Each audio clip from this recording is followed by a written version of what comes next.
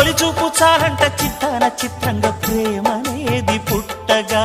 10 మంది అంటుంటే విన్నాను ఇన్నాళ్ళు నమ్మలేదు బొత్తిగా ఆ కళ్ళలో ఆ నవ్వులో మహిమ ఏమిటో ఆ కాంతిలో ఈనాడే నా